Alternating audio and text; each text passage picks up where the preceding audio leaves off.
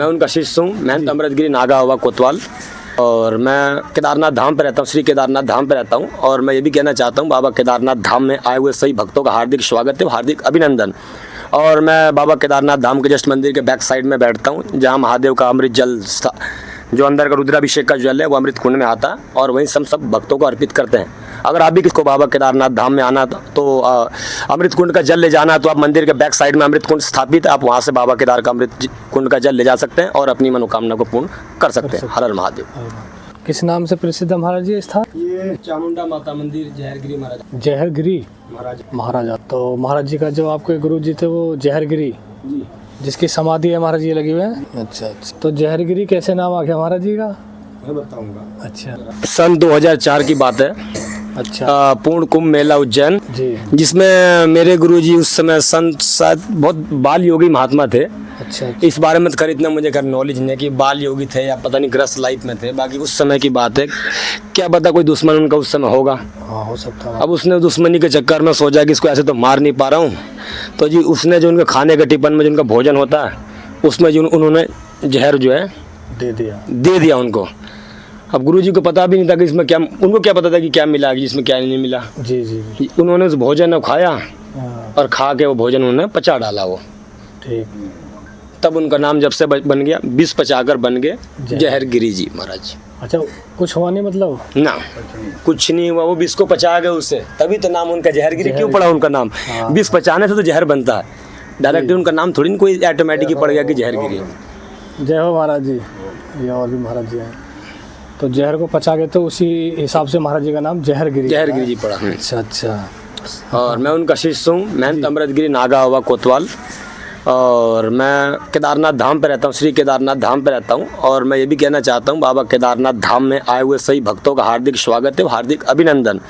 और मैं बाबा केदारनाथ धाम के जस्ट मंदिर के बैक साइड में बैठता हूँ, जहाँ महादेव का अमृत जल, जो अंदर का रुद्राभिषेक का जल है, वो अमृत कुंड में आता है, और वहीं सब भक्तों को अर्पित करते हैं। अगर आप भी किसी भगत को बाबा केदारनाथ धाम में आना तो अमृत कुंड का जल ले जाना, तो आप मंदिर के बैक साइड में अमृत कुंड स्थापित है, आप वहाँ से बाबा केदार का अमृत कुंड का जल ले जा सकते हैं और अपनी मनोकामना को पूर्ण कर सकते हैं। हर हर महादेव।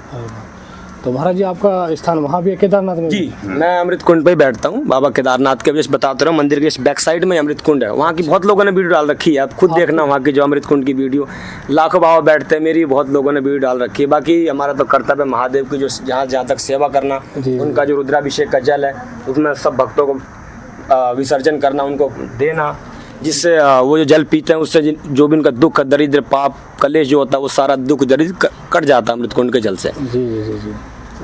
तो महाराज जी ये जो स्थान ये कहाँ पड़ता है इस समय आप यहाँ? जी ये जी आपका है ब्रिजघाट, गढ़मुक्तेश्वर, जिला हापुड़ गाजियाबाद। बाकी आप अगर आप दिल्ली से आएंगे तो दिल्ली से बस 1 घंटे का रास्ता है, मुरादाबाद रोड पे भी है। और आप ये ऑन सेंटर में आप किसी भी साइड से आएंगे तो आप यहाँ पे आप आ सकते हैं। यहाँ का इसी लोकेशन है ब्रिजघाट, गढ़मुक्तेश्वर, और सामने माँ गंगा जी है, 100 मीटर पे आप गंगा जी के भी दर्शन कर सकते हैं और अपनी मनोकामना को पूर्ण कर सकते हैं।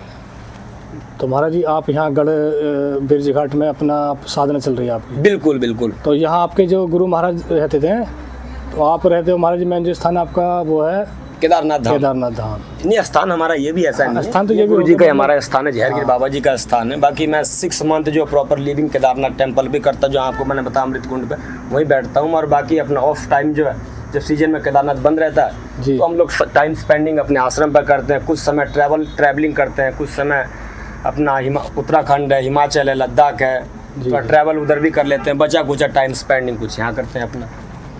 तो हमारी कितनी आयु होगी वैसे आपकी? मेरी ज़्यादा नहीं है, 26 है मेरी एज जो है। 26। मैं बाल योगी हूँ। हाँ। अच्छा अच्छा। स्मॉल चाइल्ड्रन बाल योगी, मैंने बाल योग से ब्रह्मचार्य किया मैंने। अच्छा। हाँ, और हम लोग खूनी नागा तपस्वी। अच्छा, तपस्वी, नागा तपस्वी जी। तो महाराज जी इस एज में आप महाराज कैसे, मतलब क्या सोच है ऐसे साधु? देखिए, सबकी कोई सोच किसी की ऐसी नहीं होती कि भाई हर माँ बाप चाहते हैं ऐसा नहीं कि मेरा बच्चा महात्मा बन जाए। हर माँ बाप चाहते हैं जी मेरा बच्चा पढ़ लिख के कोई अच्छा प्रोफेशनल बने, कुछ डिग्री हासिल करे, IPS बने, डेवलपमेंट्स बने।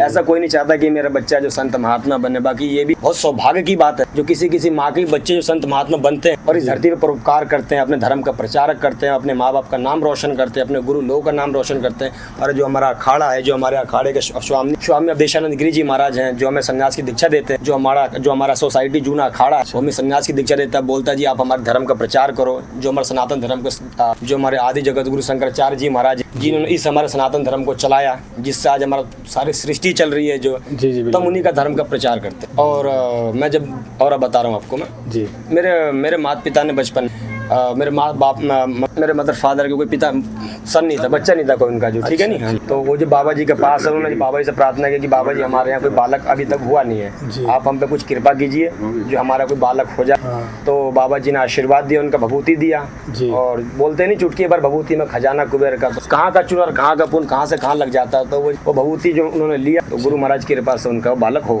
तो पहला बालक उन्होंने जी बाबा जी के चरणों में मुझे अर्पित भेंट किया आपको। हाँ, अब फिर दूसरा बालक उनका भी है, ऐसी बात नहीं है कि ना है। बाकी जब से ही मैं बाल योगी से मैं सन्यास की दीक्षा धार गया और अपने गुरु महाराज के, अपने धर्म का, सनातन धर्म का, अपने जूना अखाड़े का और अपने भगवान भोलेनाथ का सबका प्रचार कर रहा हूँ और देश दुनिया में आगे सबको बढ़ा रहा हूँ। ये है। और बताइए। तुम्हारे जैसे कि सनातन धर्म है, इसको मतलब कुछों को नहीं पता होता कि इसको आगे कैसे बढ़ाना चाहिए किस हिसाब से।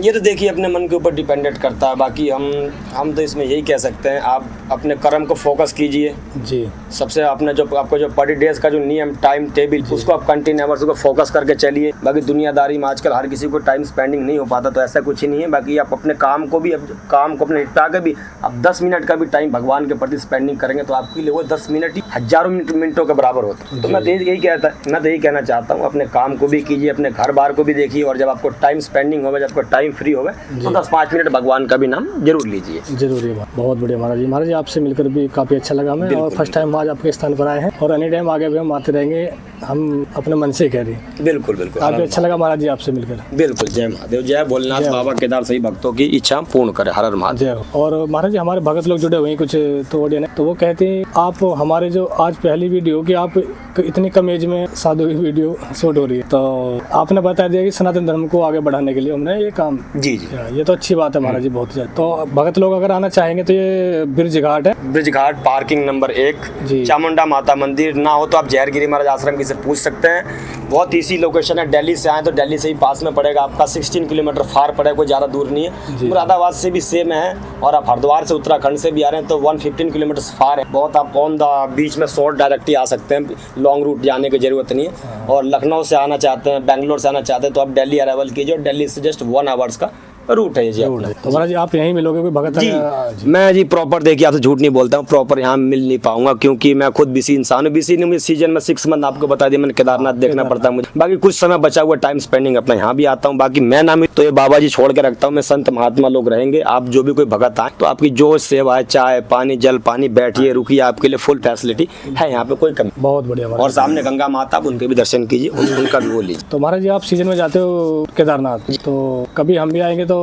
बिल्कुल आप भी आइए, और आपके जो भी जितने भी भगत हैं, आपके इतने फॉलोवर्स है, फ्रेंड है, जो भी आपके फेसबुक से ज्वाइंटिंग भगत हैं, आप उनको भी लेकर आइए। सबका केदारनाथ धाम पे हार्दिक स्वागत एवं हार्दिक अभिनंदन। तो अब कपाट खुल जाएंगे हमारे, जब जाओगे शायद? जी बिल्कुल जाएंगे जी, कपाट आपका जी 22 अप्रैल को सुबह 5 बजे ब्रह्म मुहूर्त में खोले जाएंगे। बाकी हम लोग उससे 1-2 दिन पहले ही भगवान के दरबार में पहुंचने की कृपा करेंगे। ठीक है महाराज जी, जय श्री केदार, हर हर महादेव।